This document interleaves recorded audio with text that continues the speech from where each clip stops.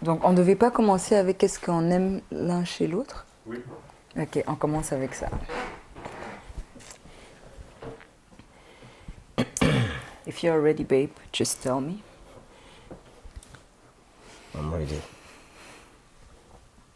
Ok. 1, 2, 3.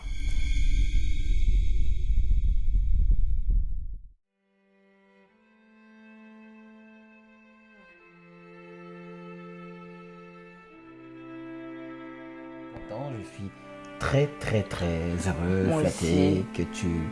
que tu m'aimes, qu'il y a des côtés de moi, que tu aimes, c'est magnifique. Vous entendez, hein? Beaucoup chez toi. Ouais. Tu arrives à faire la différence entre t'es homme de Dieu parce que t'es un homme de Dieu et aussi en tant qu'homme, mari.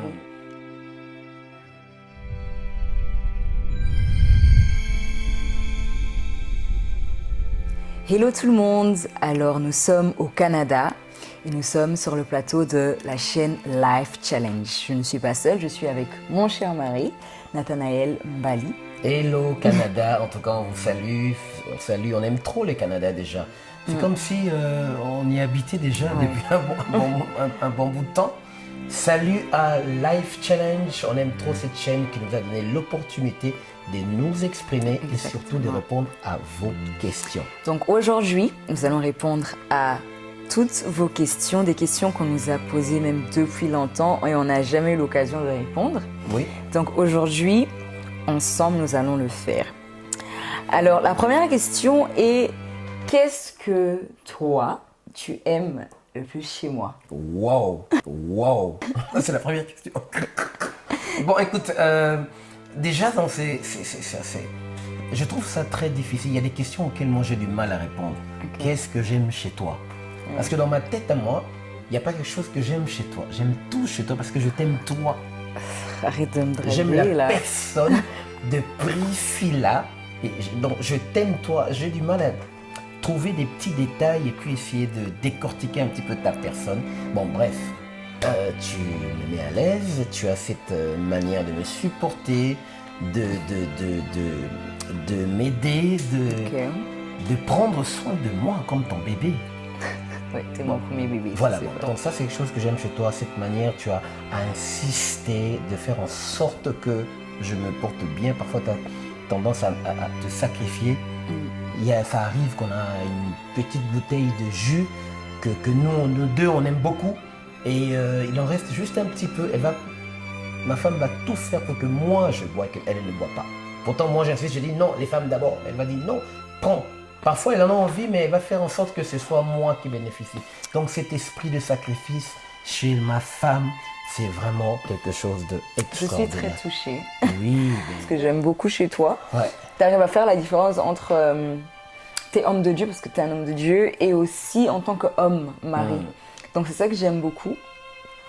Et tu as vraiment cet équilibre-là. Donc c'est ça que j'aime énormément. Donc tu es archi drôle et tu es super compréhensif aussi vis-à-vis de moi. Parce que je suis pas facile, hein. T'es archi drôle. T'as un humour, ça me fait tellement rire. Mais en fait, je pense que toi-même, tu réalises pas que t'es archi drôle.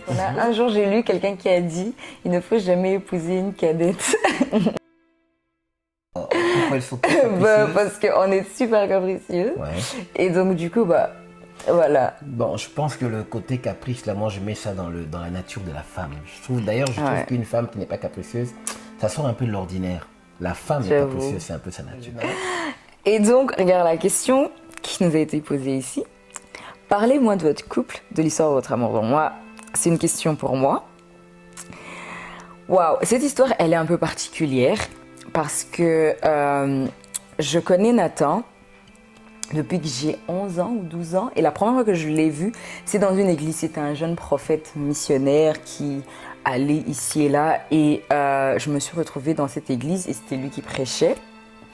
Et donc, il a commencé à prophétiser sur moi de ce que le Seigneur allait faire avec moi et tout, le ministère, nanani, nanana. Mais genre, t'as 11 ans, peut-être j'ai entendu ces choses peut-être auparavant, mais tu ne donnes pas vraiment de l'attention à ça. Et donc, ça arrivait à chaque fois que lorsqu'il priait pour moi, même lui, il ne comprenait pas ce qu'il voyait, mais il voyait des choses, mais il n'arrivait lui-même pas à décrire. Je pense que Dieu avait caché le fait qu'un jour on sera mariés. Donc, il s'avère que pendant le confinement, moi, j'avais pris vraiment un long moment de retraite. Et pendant ce long moment de retraite où je m'étais vraiment déconnectée des réseaux sociaux, je m'étais retrouvée à une conférence. Je m'étais retrouvée à une conférence où on m'avait invitée pour venir assister, tout ça. Et ben, quand j'y vais, il faut savoir qu'à ce moment-là, j'avais déjà une relation avec une autre personne. Mais quand j'y vais, l'homme de Dieu, avant de clôturer, il se met à prophétiser sur mon mari. Mais ce qu'il disait, c'était pas du tout les choses de la personne avec qui j'étais à ce moment-là. Mais je me suis dit, ok, that's weird, c'est trop bizarre. Mais qu'est-ce que j'ai fait? J'ai cru en cette parole et j'ai semé dans la vie de ce pasteur-là. Je me suis dit, je crois au Dieu qui peut vraiment accomplir cette parole, donc je vais semer. 2 semaines après, alors que j'avais désactivé mon Facebook, quelque chose me pousse à réactiver mon Facebook. Donc je dis ok, donc je réactive. Et là, je suis en train de regarder ma page d'accueil et tout ça. J'entre un peu dans des profils ici et là, et puis je tombe sur son profil. J'ai fait une demande d'amis. Et genre, quelques minutes après, tu as accepté. Je dis ok. Et je vois sur Messenger, tu m'as fait un message, mais genre normal. Et il m'a dit, mais ça fait super longtemps. Et quand tu es tombé sur quelques images de comment je prêchais, et tu m'as dit, mais ça c'est l'accomplissement de la prophétie, tu étais super heureux. Et on s'est appelé et on parlait vraiment ministère. À ce moment-là, on parlait que ministère, œuvre de Dieu et tout ça. Et donc, pour aller droit au but, le Seigneur a permis une circonstance en fait, que dans la relation où j'étais, que ça se termine. Et genre, Dieu m'a fait grâce de pouvoir guérir très très vite. Et au fur et à mesure, on était en train de parler. Les choses se sont déroulées comme ça. Ouais. Et donc, il y a une question pour toi. Wow. Quel est l'indice qui vous a convaincu que c'était votre femme de destinée? Moi, je répondrai après. Quelle bonne question. L'indice qui m'a convaincu que c'était ma femme. Ok, bon, je vous explique. Bon, je vais faire un petit peu comme toi, je fais un petit rappel. Je vais dire quelque chose que je n'ai jamais dit comme ça, quoi. Ça va être la première fois que je vais le dire. Mais je veux le dire. Donc, j'étais au Brésil à l'époque. Je me faisais déjà harceler par les hommes de Dieu. Vous devez savoir qu'à l'époque, moi, j'avais fait 30 jours de prière pour chasser le mariage de ma fille. Vous êtes choqués? Ouais. 30 jours pendant lesquels j'étais caché dans une ville en Angleterre. Pendant 30 jours, j'ai porté les mêmes vêtements. Et j'ai prié, j'ai dit, Seigneur, s'il est possible, éloigne le mariage de moi. Matin, midi et soir. Parce que tu étais déçu? Oui, parce que j'étais très déçu et je croyais plus, je m'étais fait à l'idée que peut-être que je suis l'apôtre Paul. Et bien effectivement, Dieu ne m'avait pas exaucé, vous avez compris, Dieu ne m'avait pas exaucé du tout. Mais le Seigneur ne m'a pas répondu tout de suite, mais il y a eu des choses qui sont passées spirituellement, que j'ai expérimentées à cause de cette prière, vous savez. Je suis rentré, Dieu m'a dit une fois, là où je t'emmène, tu as besoin d'une vie de famille. Ça m'a tourmenté. Je suis rentré et tout, et c'est là où le Seigneur me dit en Angleterre, retourne en France. Je dis, Seigneur, moi je ne retourne pas en France, je t'obéis toujours, mais là tu me demandes trop.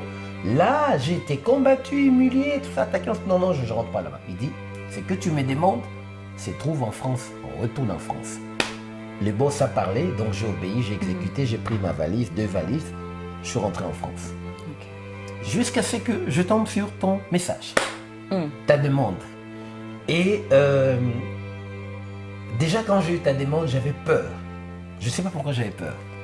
Waouh, ça tu m'as jamais dit. Non, j'ai senti quelque chose. J'ai senti quelque chose, je ne sais pas si c'est une émotion de crainte ou de peur, je ne sais pas quoi. Mais en tout cas, il y avait un truc anormal. Ok. La question que je me pose beaucoup est qu'imagine qu'à cette époque, Dieu t'avait révélé que j'étais ta femme. Oh non. Tu l'aurais cru? Non, j'aurais cru, mais j'aurais fui. Enfin. Même moi j'aurais vraiment dit, hein, non, là, ça aurait Dieu sait que... Mais c'est vraiment une question que je me pose. Je regardais Priscilla. J'ai prié pour elle, pour son ministère. Je citais les pays où elle va parcourir le monde, tout et tout. Une fois, sa maman me demande, mais qu'est-ce que tu vois dans ma fille qui t'impressionne tant? Alors, j'étais choqué. Je la regardais. Je savais que je vois quelque chose, mais je ne sais pas ce que je vois. Je sais que je vois quelque chose. C'est comme quand vous recevez un message un mail. Vous voyez, il y a une enveloppe, mais vous n'avez pas encore cliqué pour voir quel est le message. Mais vous savez que vous avez un message. Et c'était ça que je vivais. Donc, pour clôturer, jusqu'à ce que, quand on a commencé à parler, le Saint-Esprit va me parler au milieu de la nuit. Fais alliance avec elle.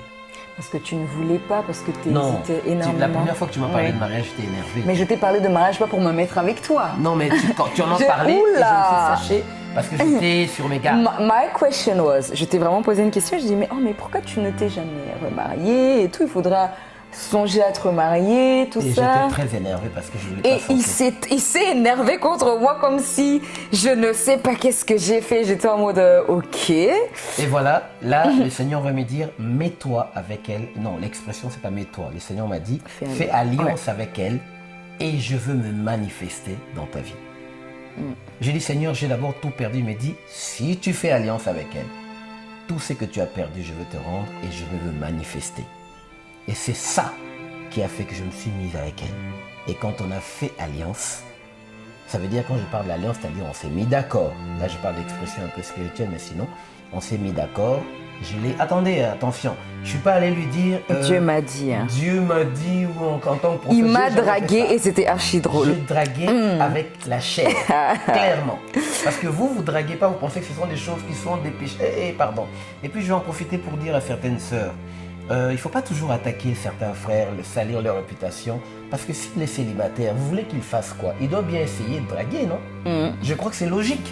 Vous voulez qu'il vienne avec vous, à vous avec des bibles, des versets bibliques? Non, c'est pas logique.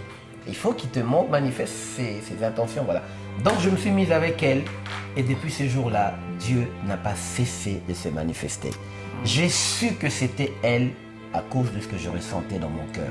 Voilà l'indice que je peux vous donner, mais je ne veux pas dire que quand tu ressens quelque chose pour quelqu'un, c'est forcément ça. Moi, ce que j'ai ressenti, ça a été confirmé par la voix des dieux. Et ça ne s'est pas arrêté par la voix des dieux. Quand je me suis mise avec elle, Dieu a confirmé avec des signes matériels et physiques jusqu'à l'heure où je vous parle. Exactement. En fait, c'est fou tout ce qu'on a vécu dès qu'on a décidé de se mettre ensemble. Et donc, moi, comment j'ai su que c'était vraiment... Nathan, c'était la paix. J'avais une de ces paix, mais quand je vous dis, c'est un truc de malade. Genre, en fait, tu sais que c'est ça, parce que tu sens vraiment que Dieu met une de ses paix dans ton cœur. Et en dehors de ça, était que, comme tu as dit, Dieu commence à confirmer énormément de choses lui-même, sans pour autant qu'un prophète vienne nous raconter ou quoi. Pourquoi? Parce que même quand Nathan était en train de me faire la cour, j'étais vraiment en mode... pas comme certaines femmes, quand un homme de Dieu le drague, tu vas commencer à dire à tout le monde et tout. Moi, j'ai vraiment voulu garder cette chose vraiment discrète et prendre le temps de vraiment prier, être sûr que c'est ça. Et Dieu n'a pas cessé de me confirmer jour après jour et ma fille, c'est ça. Et un des premiers signes, c'était quoi? Le fait que tu acceptais mon ministère.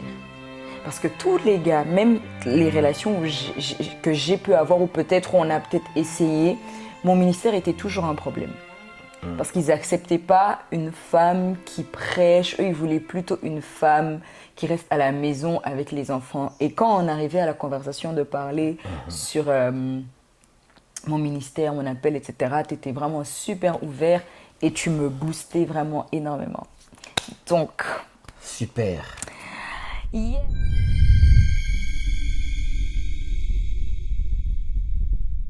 On est mariés et tous les jours, j'ai droit à ça, même ce matin, et même hier, et même avant-hier, c'est du tout. Donc, bon mari. Si tu n'es pas capricieuse, mais alors tu vas perdre ta couronne de princesse. Je te traite il le fait très bien. Ah là là là là. Et... Franchement, attends, j'ai pas envie de me sous-estimer.